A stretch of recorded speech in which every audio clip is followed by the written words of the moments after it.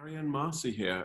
If you can switch to speaker view, that would really help, so that you can see the three of us talking between each other. So shift from the big grid to speaker view. This one was a tough one to prepare for, Kerry and Marci. Number one, as I said just before we started meeting here, you guys have probably got more experience of interviewing and being interviewed than anyone I've ever met. Kerry, I think you've written, is it a dozen books that you've written now? And hundreds of different articles and radio appearances and goodness knows what else. And Marci, I think that you yourself have just published a book as well. So there's this sort of profusion of work coming from the two of you around this theme, around transition, midlife transitions, career transitions, financial management in career transitions, and so on. And then we find ourselves in this moment where the entire world is in transition. So I couldn't think of two people better suited to come and talk to us about how to manage those transitions than the two of you. So, okay, sorry, where are we? We're just saying, great to be here. Yes, exactly, great to be here. Fantastic. I know that we're supposed to sort of launch straight into the serious questions, but how did you guys meet? You're kind of on the web, when you search for the two of you's names, you come up together an awful lot. How did you meet and how did you decide to partner together? Marci, I'll let you launch. Sure. So I've been with Encore.org about 10 years, and I probably met Kerry at one of the Encore gatherings over the years. So Encore has been kind of a leader in the space of thinking of older people as assets and kind of as modern elders before the language was created by Chip.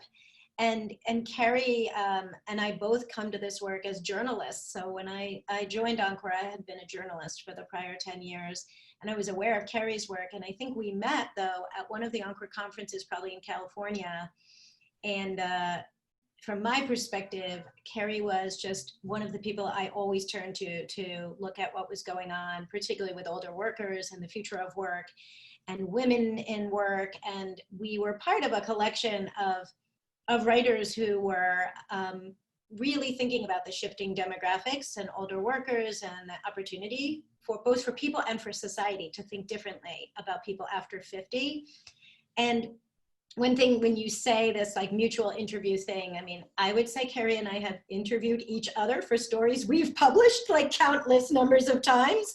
So we've probably quoted each other in articles more than we've never imagined, but we also have had the opportunity to share the stage a lot and to be on media together and on stages together. So we kind of dub it the Kerry Marci show sometimes, because we do go on the road a lot together. Kerry, I'll let you enhance. It's just so much fun because Marci has so much energy and such, a positive attitude that when I met her, it just was like lightning. I mean, the two of us just really connected. And I was in the process of, or I just finished a book, I think I was in the process of What's Next, which was where I profiled people who had done something for 20 or 30 years and made a completely different career change. And I had researched that book for about 3 years. And Mark Friedman, who founded Encore, was one of the people who along the way I met, who was a real leader for me in teaching me about this transition. And that brought us to Marci. And then the two of us just, Marci, there's so many Encore events we attended over those early years together. And this was really a new movement of taking a look at what could be accomplished after you've done something for 30 years and just say, oh, what the heck, there's something inside I've always wanted to do. Let's do it. And I think there was that energy between us that just connected.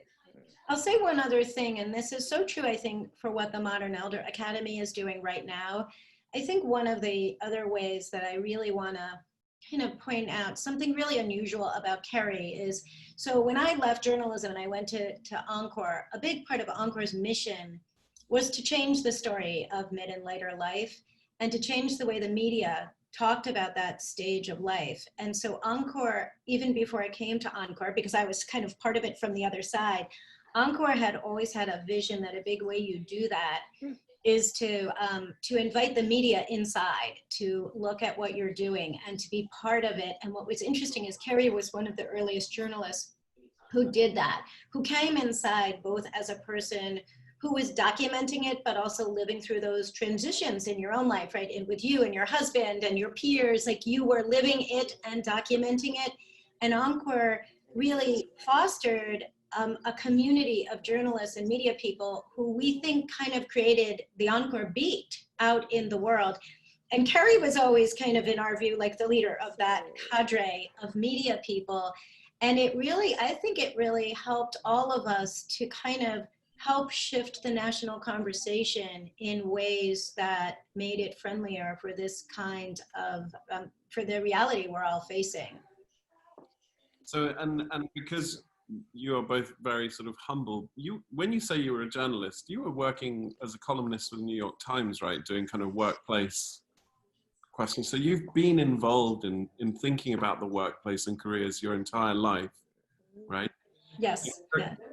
Kerry, you're one of my favorite humans to know right now, because your last book was Never Too Old to Get Rich. I know. Unmuted.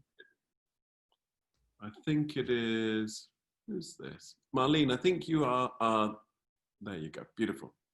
Okay, so going back to you, Kerry, Yes. tell us about, there we go. Tell us about your last book, and tell us also a little bit about what's next as well, because I think that's a lot of what we'll be talking about with the two of you is these transitions and how to manage them effectively. Oh, thank you. Well, to start with the What's Next book, which was really pure magic for me. I spent 3.5 years going around the country, meeting people who had, made this kind of big transition. And I got to tell you, Jeff, I was so inspired by them. It's not that I wanted to do what they did, but I wanted to kind of be like them. I wanted to be brave and confident and be able to make these changes in my life, without looking back. And so that kind of got me thinking about it. And over the years, and several of the people in that book were entrepreneurs. They were people who started their own thing because of reaching this point in their lives, whether it was a crisis or, a health crisis of their own or a world event, but they really wanted to say, what's this all about? And so a lot of them were entrepreneurs. And so when I came to writing this most recent book, Never Too Old to Get Rich, I focused a lot on midlife entrepreneurship because there were so many people out there and their stories had to be told. And I also found this hunger for people who wanted to do this. And I'm like, hey, let's give them a roadmap on what people have done, how they've done it, and kind of guide people through this, but also give them that inspiration and confidence of seeing the narrative of what others have done. And so that was the impetus of this particular book, Never Too Old to Get Rich. And I will say it is a bit tongue-in-cheek because I want everyone to be comfortable financially, of course. And hopefully that's what your business will be. But, often it sounds corny, but it's so true. It's that inner richness. And every single entrepreneur I talked to said that it's feeling as if your life has meaning again. And that's a rich, a kind of richness you really can't put a price tag on. Never too old to get purpose. There's a sort of a title. Yeah. So, okay. I don't want us to sort of dwell too heavily in COVID-19 and everything like that, but the two of you had a chance to sync up and think about what has this situation, how has that changed the dynamics, both in terms of the workplace with the unemployment rates as they are, and how that might impact our specific demographic, right? The modern elder. Have you talked about this? Have you thought about this? Obviously you have, but what are your thoughts? Marcia, I'll let you jump in first. Sure, I'll start. I mean, first I'll say, I know modern elder has embrace the idea of, the gap year. And so many of us talk about taking a gap period or a pause. And so it is really interesting right now to see the world on collective pause, right?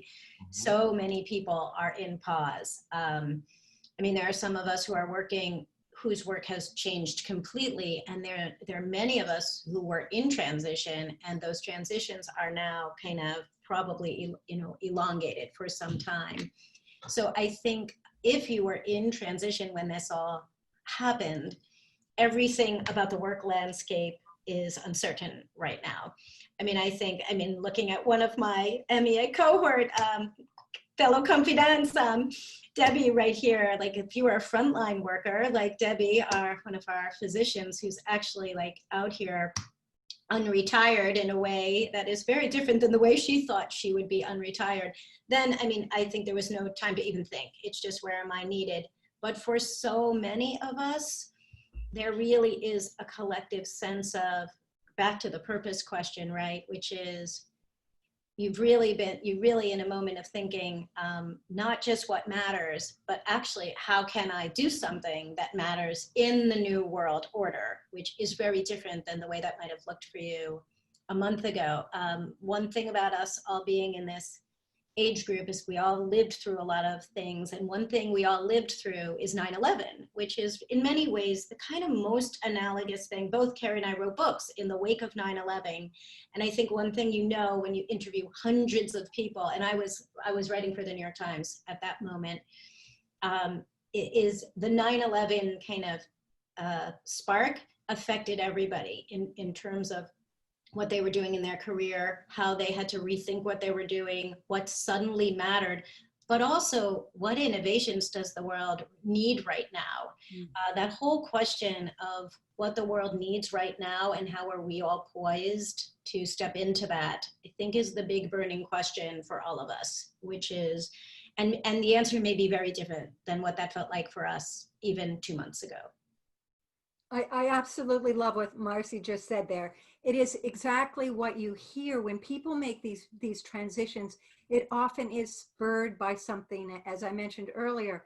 And this period of time is, as we know, we've never seen anything quite like this. None of us knows what's happening, but we felt that way 9/11 too. There was that really big fear about the world has changed forever. And so again, so these are things that we can take the positive lessons from and think about what Marci was saying. What are the innovations that are going to bubble up from this period in the aftermath? And, you start asking yourself these questions, why me? Why now? Why this? What can I do? What should I do? Where do my talents kind of fit in?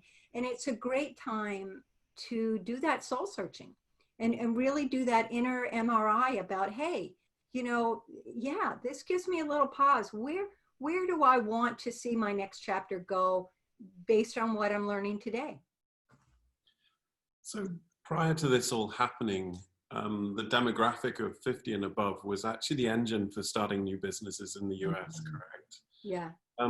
In terms of your predictions, and predictions are worth exactly as much as the paper they're printed on, but in terms of your predictions and your thoughts right now, do you see that trend continuing? Do you see that trend being bucked? How do you see that trend line in terms of people in their 50s, 60s, and 70s being the engine for not only starting up businesses, but successfully starting up businesses? If I can jump in quickly, Marci, I would just say, Jeff, here's the thing. This is it's going to continue to be a global movement of the entrepreneurs over, the age of 50 starting businesses and enterprises, nonprofits, those sorts of things, because we have that experience. We have that sort of sense of, not doing anything particularly rash. And we may still have financial reserves that will help us to launch this. But just when you look at the demographics of the world, this is a huge, bulk of the population, and we're living longer, healthier lives, presumably. And so it's going to have this opportunity. And moreover, I think this is not a positive, but it becomes a positive. In this time period with all the layoffs, there are going to be a lot of people in this demographic who are not going to get their jobs back. And that's a fact. I mean, ageism is alive and well in the workplace. And this is what happened the last time. When we went into a recession, it was a tough slog for someone in this age category to get rehired. And so that, and again, is an opportunity to think about maybe this is the time to do your own thing, because there is this frustration with rejection after rejection. I heard it over and over again from all of these people I interviewed that said, you know what, I'm sick of it. I'm just going to start my own thing.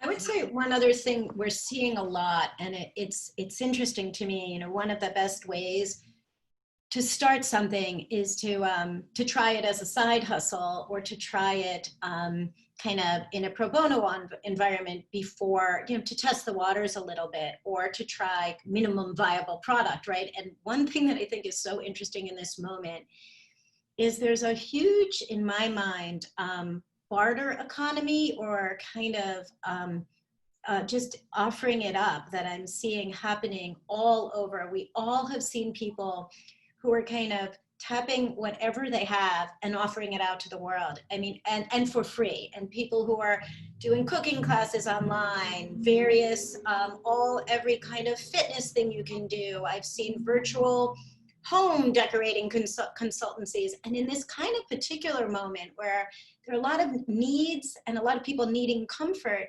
it's interesting to see how many people are kind of, I mean, I just had an instance where, you know, I introduced two friends. Before I know it, one of them was offering to make a website for the other. The one offering to make the website is out of work. She just got sacked from a hotel industry job. And she didn't want to charge. She's like, no, I'm not going to charge. I think I'm going to learn something. And my other friend like decided she must pay her. But, you know, out of this whole thing, she's like, wow, I think this is something I really love doing. I always knew I had the ability to do it. And she's like, I think this is going to be my side hustle until I get launched again. So I think there is this way that people might accidentally, or sometimes through their own kind of generosity of spirit, be stumbling into things. So we, you know, there's a lot of people with a lot of time on their hands and a lot of knowledge to offer right now. And I think those will lead to some very interesting transitions. And Marci, what's so great about that is that, you know, one of the steps I always tell someone who wants to start to make a career transition of any sort is, you know, do the job first. Can you volunteer? Can you, you know, moonlight? What is it you can do to try it out, just to see if it's something that's really what you want to do? And it could even be starting by taking a course or something. But what you just suggested is so perfect. It fits in exactly with that advice, because now is the time that we can share and we can learn. And hey, I want to try this as a side gig. And really, that's why women are, you know, sorry for the men in the room here, but women are fabulous entrepreneurs, because, and there's a whole section in my book just devoted to female entrepreneurs over the age of 50, because we are the fastest demographic of entrepreneurs. But because we're willing, we tend to like start things on the side and start small in baby steps, and we don't need to make that big splash. So if you can start something right now, or at least dream up your idea and start volunteering or giving of your time, I can't think of a better way to use this period. So the barter economy is creating some fluidity. There's a generosity both in terms of time and the availability of resources. Your advice is use this time to trial stuff, to sort of explore things. And then in terms of what we do, I have slightly different, well, not slightly different messages, but I've got three things that are on my mind from what I'm hearing you both say. The first, Marci, you talk a lot about looking inward to sort of find purpose. Can you counsel us, especially as we're all stuck in our homes, to think about how we might effectively look inward and find purpose at this time? Well, I mean, I think one natural way to see is like, what is sustaining you in this time? I think we've now done this for 5 weeks. I forget what day we're on, like 59 or so.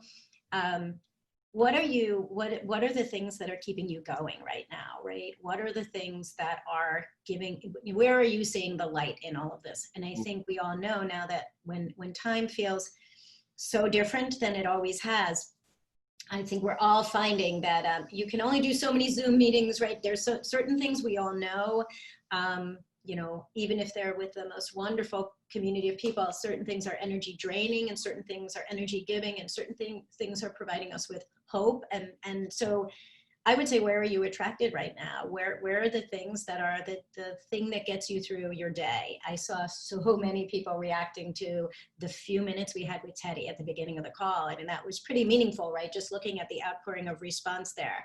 I just think listen to all of those. Like, I've started this, it was always important to me to walk every day, but I do these morning walks and I take pictures of New York and I share them on Instagram. And it is like the thing that's getting me through there. I don't think I'm going to become a photographer, but it's definitely made me think a little bit about visual storytelling, for example. So I'm a storyteller. I do a lot of work on what we call narrative change.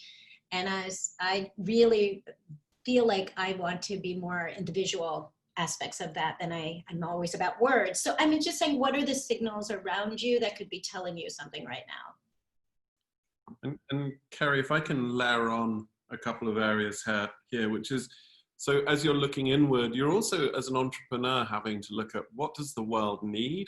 And then the third leg of that is, what can I offer to fulfill that need, right? Where is my mastery, as we say here at the Academy?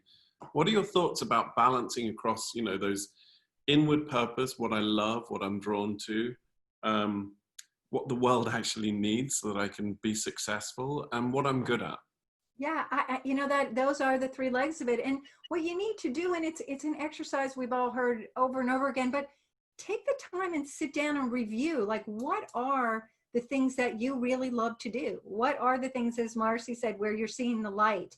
But write down what are your talents? What are the things you've done in your past career, in your past work, that you have absolutely loved, you know, that really has energized you. But it's important to really know our skill sets, and often we don't even recognize what we're great at. So you want to sit and, you know, ask people around you, you know, what is it, you know, what are some of the things you think I'm good at? That, you know, it sounds like, you know, you're asking for a compliment, but in a way you're asking people who will give you some honest feedback. And the truth of it, often the things we're really best at, we don't recognize because we simply take them for granted. So I really encourage people to reach out and do that journaling, and that look at what it is, and where are the things in your life that you see, you know, from your experience, that there might be a gap, that there might be a need for what you do. And also think of the people that inspire you and the kind of work they're doing, and try to learn their stories. How did they get there? How did they get started? Because we learn a lot by learning other people's stories, which is why in my books I tend to tell narratives of people's their launch stories. And Marci does that with the Encore people that she's worked with, and really highlighting these individuals that have done amazing things. And we need to tell each other these stories in order to see, where do we fit in? And in terms of what we do as we're sitting there in our rooms, both of you have sort of written and thought extensively about, do we stay in what we know? So if I'm a writer, do I stay somehow in writing, or do we jump into something completely different? Or how might we think about moving into something completely different and be successful? So I'm going to shift it to Marci, but I'm just going to say one thing on that before I let her take the stage. Is, you know, it's all about redeploying. It's about taking skills at the spine of what you've already been doing throughout your life, all those things you've added into your, you know, quiver. Use those things. You're not reinventing who you are. Use those to redeploy in a new direction. And of course, you're going to use a lot of that stuff that you've used before. I mean, I often tell a story about a guy who, when he retired from the military, he ran away with the circus. And I was like, what are you talking about? This has absolutely nothing to do with what you did. But in fact, what he did was he said, Kerry, you know, is the leadership skills I had, all these different things he had done. He became the company manager for the Big Apple Circus, moving a troupe of people up and down the East Coast. So again, it was a brilliant second act, but he wasn't totally reinventing himself. He used skills that he had learned in his military career. So I send it over to you, Marci. I'll give a slightly different metaphor, but my advice is exactly the same, which is, I was thinking a little about crossing a stream, stone by stone, and you got to kind of have a connection to the last stone each time. And so I've had 3 careers, but even in my time at Encore, I look at that as having a lot of shifts. And I went from law to journalism, But the way I did that is I started, I was a legal beat reporter. I started writing about the law, what I knew. And then I eventually shed the law stuff and became a journalist. And while a journalist, I had a bunch of slashes. I was a speaker and a coach and a writing instructor and a public speaker. I tried to do these things that were connected to the journalism. And when I joined Encore, that was another just one stone away. I was now in-house in a nonprofit kind of think tanky environment, doing so much of the same things that I had done as a journalist, but now around one set of issues and in a mission-focused organization. And after a couple of years, I joined the management team of Encore, and I had to learn nonprofit leadership. And all of that was just like another pivot, another stone. But then I went back and tapped all the stuff I used before. Like suddenly my lawyer skills were totally helpful, so I think there this idea of just, we carry a lot with us, right? So you can both do the stone hopping, but always draw on the layers of things we have in our earlier lives. And then the secret ingredient is curiosity, right? So you've got all that, you've got that confidence from that spine of experience and your skills, but oh my gosh, I've got this curiosity about X or about Y, and I want to learn. I want to learn about that. I want to dig into that and move to that next stone, as Marci talked about. So it's tapping into this is sort of ingredient that we all have it in us, and that we need to tap into that and say, aha, okay, now what do I want to learn about now? Marci, sorry, Kerry, I'm going to stay with you. Okay, so I've got my three legs of the stool balanced. I think I've got a good idea. I kind of love it. I'm curious about it. It lines up all my stones and everything's awesome. Well, I think God wants it. Do I just jump, or do I need to do financial planning? How does money factor into all of this? What a great question. So money, I gotta tell you, it really is important. What I have Kerry's fitness program. So especially the three pieces of my fitness program. Number one is you need to be financially fit. And by financial fitness, I mean, you need to sit down and do a budget. You need to figure out, how can I get lean and mean? What is it? Can I pay down debts if I've got some outstanding credit cards? Do I want to move somewhere different where the cost of living is more affordable? Do I want to just downsize my home? What is it I can do? Because if you're starting your own business, chances are you're not going to pay yourself for that first year or so, because you're, putting money back into your business to let it gain traction. You probably need to use your own capital to start up the business. Most businesses are self-funded. And if you're transitioning where you might be going to work for someone in making that career transition to a new field, chances are you're not going to make what you made previously. So accept that. You may definitely move it up, but I'm just saying initially you need to be financially fit. And that gives you possibilities. Then you're nimble about what it is you want to do. You're not restricted by, you need to make so much money. And this doesn't happen overnight. It takes time to really get that financial footing, but believe me, that will lead to your success. The second piece quickly is you need to be physically fit, because it's stressful and there is ageism. So if you can, people like women will often come up to me, mostly it is women, who say, should I dye my hair? Should I get Botox? And I'm like, what the heck? If that makes you happy, do that. But the most important thing is to get physically fit, walking, swimming, whatever it is you might do. Marci takes her walks through the city.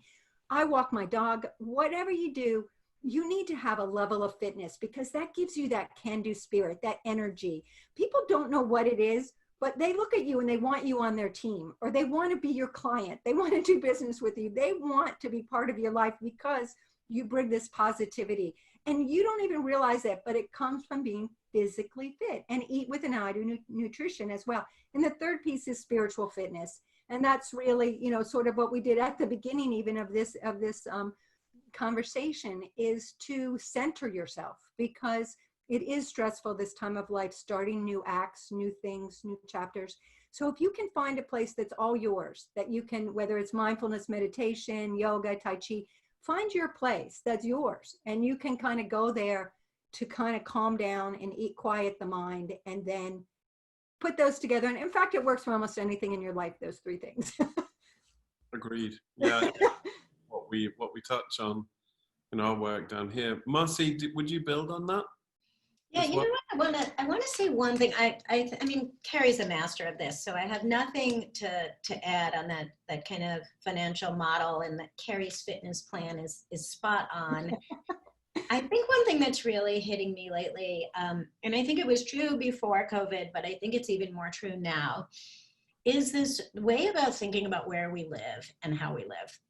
And I think anybody who's been to MEA, you know, one of the big common refrains, and I see it all over the community, is why can't we live more communally the way everybody felt at MEA? I mean, I think one big takeaway for me at MEA is we did not feel like we were necessarily at a resort. We felt like we were at this like amazing house where we all got to live communally. Like no one ever left the dishes unwashed. No one, like everybody was, right after the first day, you're like on board that this is how it works here. Okay, maybe not in my cohort, the confidants never did. Okay, so, but I think one thing that is so interesting to me is that we have been raised in the American way to think that independence and self-reliance is the key to everything. And I think one thing that COVID has taught us is isolation is not where you want to end up, right? We had a big game of musical chairs, and when the music stopped, we were all stuck quarantining with whoever we were with at the time.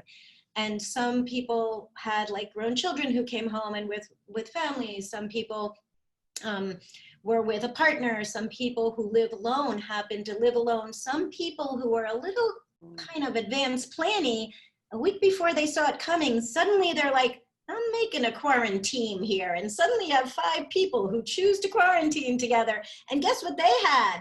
A really fun group house with like hiking buddies, and everybody was safe together in a pod. And I think we saw something in that moment of like how that all played out that I think is going to really affect some of the ways we choose to live going forward. So I just, and what does that mean financially? I think it means that, wow, imagine if you could have an experience where you collectively handle expenses. And, you know, I think it opens up a lot of doors and maybe gives you some of the financial freedom that it's hard to get in other ways. Again, touches back on this idea of people being more collaborative during this time period, more fluid, fungible with their resources. Yeah, and I think it's something, we haven't talked about this yet, but a big theme of our work at Encore right now is about cross-generational connection and collaboration. And I think this is something that I'm learning quite a lot from younger people, just as I learn a lot about how to think about careers from younger people. And I know Nim Desward is on this call, and she's one of your, you know, your millennial whisperer. And I think, you know, Nim really influenced our group a lot in thinking about how millennials craft jobs right now, and things like, you know, you don't necessarily assume there's a job and apply for it. You like decide the job you want, and then you start courting the employer who might craft that job with you. I mean, just so many ways that I think those of us over 50 need to be learning from and partnering with young people. And I think young people are thinking really differently about home ownership and how they want to live and where they want to live and with whom they want to live. And I think there's a lot to learn there. And maybe there's also a lot to learn. I mean, I was talking to a consultant we're working with at Encore, Scott Shigeoka, who's a huge intergenerational maven.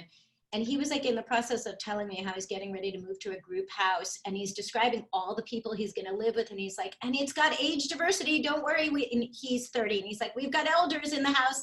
And it was, you know, this very interesting way to craft a way to live. But look at what that does for you financially, if you've kind of thought about lowering your costs that way on housing and sharing collective costs. I love that you brought in intergenerationality. I know that's one of your key themes, and it's also a really creative way to think about, look, if I can't make more money or I don't have a big bag of money, how might I bring my costs right down? Right? And in a way that's not about depravity, it's depriving yourself. It's not about like, oh, I'm going to hunker down in a little studio apartment by myself. Right. It's actually a much more expansive way of thinking about it. It might be depraved. I mean, you know. Maybe it is depraved, yeah. But if we expand that to thinking about that concept, Marci, to careers and work and jobs, this, you know, I have a whole section in my book on these intergenerational businesses, these entrepreneurs, an older entrepreneur starting up with somebody who's in their 20s or 30s. And these are magical combinations that create nonprofits and businesses, for-profit businesses that have legs to go for 20 years, not just a 5-year project. This is something that can really continue, and they each bring such unique skills to starting something. And it's all about asking for help and joining resources like this. And so in fact, if you're starting something new and you can partner with somebody younger than you, fantastic. If they're not younger, the same age, fine. But the point is that you're marshaling your energies together and your finances together. So it's not as risky. And, you know, and you can also say, hey, you're really good at this, but I'm better over here. Let's just divvy this up. And so you don't have to do it all yourself. You don't have to go it alone. So what Marci was saying, I think translates really nicely into this concept of communally starting businesses, working together to create new enterprises. And to get someone else to do the stuff that you really don't like doing. Exactly. Many younger people are also vulnerable to job loss and so on. So there's actually a nice match in terms of being able to find those people. Yeah. I know that both Nim and Solène, our interns, are looking for sort of elder pairings and partnerships. So maybe. And our friends over at Circle, CIRKEL, are offering mentor matching, and their service is free right now during the COVID period. And it's, I can put it, it's a good resource to know. They host intergenerational online events all the time, but the matching service is an interesting way to be paired with someone older or younger to get to know them. Okay, so we're rolling. We've got our intergenerational mentor. We're loving what we're doing. We've got it. It's all on. We've got our finances sorted. We're happy. Why do people at this stage of life fail? Given that so many do succeed, what are the rate limiting factors? What are the things in your research that you've both done that you've seen that people fail to do when they're starting up a business, when they're pivoting to a new career? Well, I think, you know, I'll jump in first, is that the biggest mistake is trying to go too fast. I mean, this is a process. It is not, it's a marathon in a way. It's not a sprint. It takes time. It's putting the pieces together. So, you know, I always, you know, the ones who succeed are the ones who have taken the time to, you know, no rash moves, to add any necessary skills or certificates or whatever they might need to put the pieces in place before they launch. They've figured out the financial piece of it. You don't always have them, you know, the perfect answer there, but they have some understanding of it. They've you know, done their research. They've reached out and talked to people who are in those fields or are doing the kinds of jobs or the kind of work they want to do. And people love to talk about their jobs, so there's no reason to be nervous about that. You're not asking them to hire you. So you just want to do a little, you know, suck up as much as you can information and do the research. These are the people who succeed. So they've built in this time of adding the skills, doing the research, you know, doing the volunteer work ahead of time, the moonlighting ahead of time. And so that way, and starting on the side, if possible, as a side gig, so you don't have everything, all your resources devoted to that. So these are some steps that I found lead to success. But the biggest mistake is trying to make it happen too fast. It's a recipe for disaster. And you said that was gendered as well, right? Men tend to make that mistake more than women.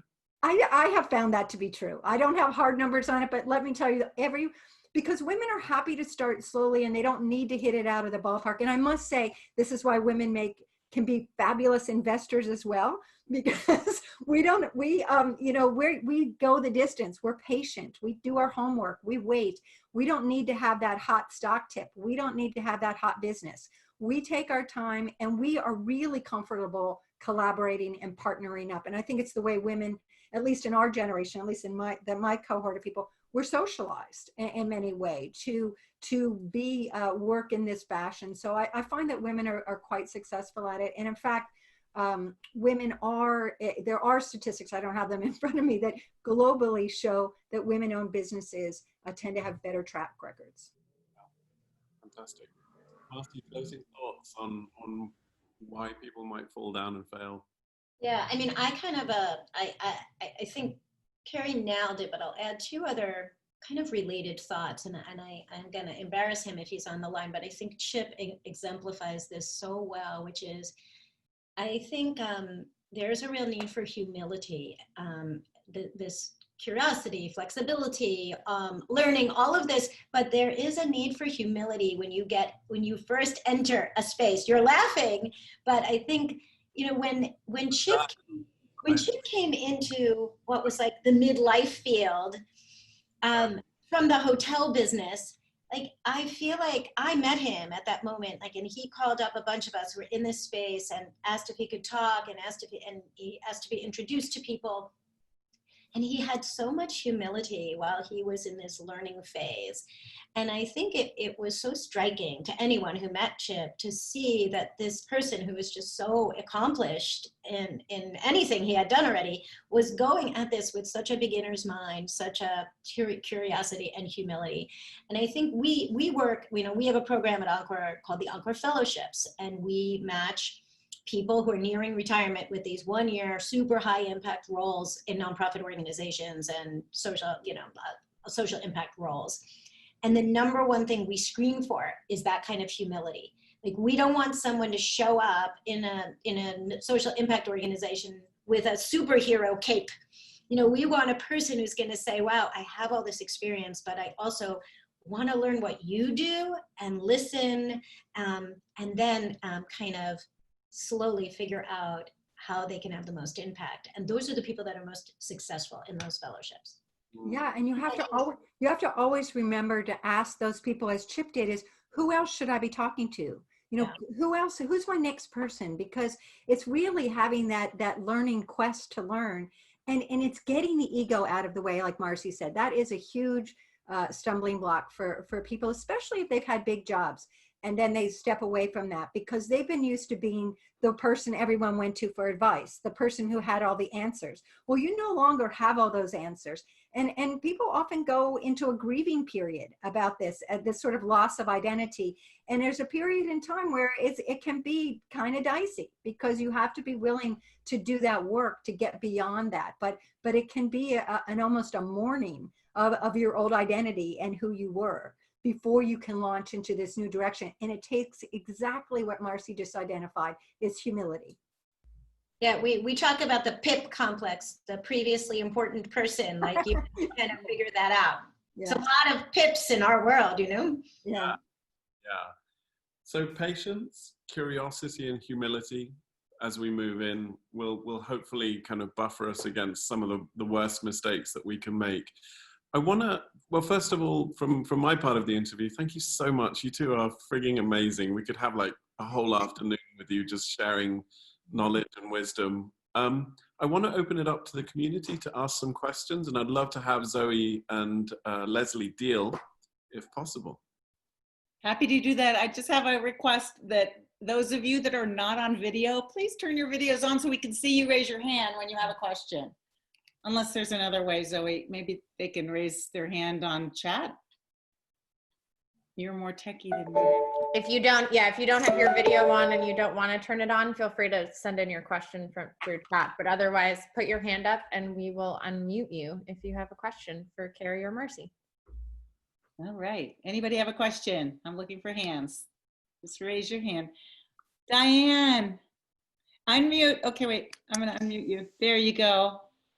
The name of the organization that Marci said matches people, it went by me so fast I didn't get a chance to write it down. We added it to the chat. It's an Encore program. It's called Encore Fellowships, and Julia and Mim both just added the link. Thank you so much. Sure. Thanks, I see it now. I do see it. Great. Anybody else? Okay. Wendy Garfield. Hi. How long has Encore been around? And at this point, how large is it? Just, I mean, I know that's a boring remedial. It's like a filmmaker asking what camera you use at a film screening. No, but that's fine. We've been around for 20 years. Mark Friedman, our founder, is still the CEO. If you go to our website, encore.org, we just refreshed our About page, so you'll see a lot of our history there. We're pretty small. We only have about 26 employees, mostly in California, a few in New York, and a few distributed around the country. Cool. And it started in California or in New York? Started in California. Yeah. Okay. That's It's always been national, though. Yeah. Our programs have never, been exclusively in California. We've always run national programs. Well, it has been 2 years hearing about you. I'm so glad to finally see you, and I will get motivated and do it. Thank you. Yay. Join our mailing list and social media and everything. It's a good way to keep up. Okay. And Wendy and everyone else, Mark Friedman, the founder and CEO of Encore.org, is speaking at our Resumian next Saturday, May 9th. So be sure to check your emails and register for that. Any other questions? I love that. Shameless plug. Anyone else? As we're looking for another question, I actually do have another question. Are there other meta trends regarding aging, and not necessarily just as pertains to entrepreneurship and starting new businesses, but in terms of hiring or anything like that that we need to be conscious of, either positive or negative? I could say something quickly that is a bit of a shameless plug, but given the aging population, and I do think people are going to want to continue to work in some fashion after what was traditionally a retirement age, because even if you've saved adequately for retirement, it's a safety net to have some kind of income coming in. You don't have to dip into your retirement accounts and so forth. And what I think is going to happen and coming out of in the aftermath of where we are now is we're going to see a lot more work from home opportunities, a lot more remote opportunities. And I have a new book that's just in the copy editing stages right now called Great Pajama Jobs. And so I think a lot of the, people in this 50+ category are going to say, okay, you know what? I really don't want to go back to the office. I actually am enjoying working remotely. And where are some opportunities? What are some great employers who really encourage people to have this sort of autonomy? Because that is something I have found that most people in this age group, when you say, what do you love about your job? They love having, believing in the mission of the company or the nonprofit they work for.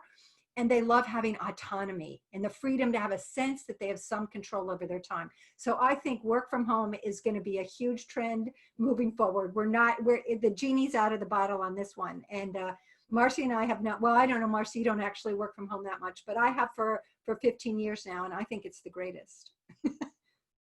I echo that completely. I was going to say two trends. One is virtual is here to stay. And Kerry, I have worked primarily from home for the last 20 years. Yep. So I travel a lot and I go into a WeWork occasionally, but I'm also, I've been working virtually. And I think we're past the point where people have now been convinced that a lot can work virtually. And I think it's going to be hard to now go back and convince people otherwise. And I think that has a lot of benefits to older people and also to the disability community and to anybody who's ever had accessibility issues. I mean, so long, just imagine how long people have been told we can't craft the job that way. And now we're realizing that so much can be done this way. So I think people are going to have a whole lot more opportunity to create flexible employment situations. The other thing that I know we've seen a lot of ageism, but I think, how at every moment, the same and its opposite is also true. I think we've also seen a lot of elder reverence right now. And I'm a media person. I've been following the media narratives. And a big one out there is we got to talk to older people. They've survived shit and they can tell us how to do it, how to be resilient, how to get through things.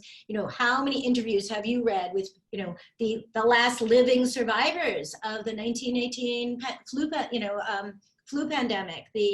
I posted on the MEA page, I don't know if you saw it, and now I'm addicted to this sugar calling podcast from the New York Times, where the author Cheryl Strayed is interviewing authors over the age of 60 to get their wisdom in this moment. It is brilliant. So I do think the idea of elder wisdom is really going to be trending.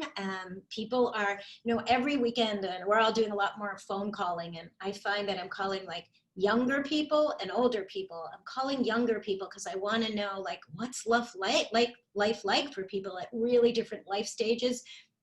But I'm talking to a lot of people over 80 every weekend because they're giving me a whole different perspective of what it means to be in this moment. And so I think this is something that I hope is a positive in the aging conversation. And just to sort of build on that as well, Marci, you should also like be plumbing your own communities, right? If you belong to something like the MEA community, how do you reach out to people in this network to help you, whether it's to Kerry's point, to sort of learn and build and think and take your time in terms of your possible pivot, but also maybe to find those partnerships and potential players to play with. Mm-hmm. Any other questions? Other questions? Other thoughts? Nancy, how about Nancy? I see your hand waving. Wait, hold on, I'm unmuting you. Yes, thanks. I have a question for Marci. I am wondering if you could tell us more about that Intergen Housing that your 30-year-old Encore intern is embarking on. Sure. So that is a totally self-organized situation. That's a bunch of people who rented a house together, really just a bunch of kind of friends who wanted to live together in an intergenerational way. There are some organized entities that are doing this. Nesterly is an example of a company that's doing matching, and they match graduate students with older people who have a spare room in their house. And it's a real win-win, right? It's an affordable housing solution. It's an intergenerational friendship and connection solution. So there's Silver Nest, which is doing roommates, but we've done some pilots with them to try to work on intergenerational opportunities. We were trying to get them to get, actually it was with Airbnb hosts also, to get Airbnb hosts to make rooms available for younger people doing service years or Teach for America positions. So there's, I would say, the intergenerational co-housing space, big space to watch. I think it's still early stage, but there's a lot of innovation happening. And then there's just a lot of self-organized ways that people are doing it. So I think it's something we're extremely interested in. We're launching a new fellowship for innovators in the intergenerational space, and I anticipate that we're going to get some in the housing entrepreneurship area, because I think that we're all very excited about that area. And we need scalable solutions that we could all tap into, really. Absolutely, yeah. Great, thank you so much. Okay, any more for any more? I think we're just about done, right, Zoe? Yeah. Yes. Yeah. We've got 1 minute left. Anybody? I'm looking for hands. Well, I was actually going to ping it over to Christine to just say hello. Jeff. Anything from you, Christine? Just saying hello. Hello, everyone. No, I don't have questions. I'm reeling myself in, but it's been so lovely to see everyone. I've had so much fun over in the chat, and please do reach out and say hello to me. I am on my computer all day long in my pajamas with a dog on my lap, so I am certainly available in ways that I am normally not when we're in operation, and happy to connect. So I hope everyone's doing well. Miss everybody. Marci, thank you so much. Kerry, thank you so much. Everyone, really lovely time together today. Thank you, guys. I really enjoyed it, and thank you for your time. It's a beautiful gift.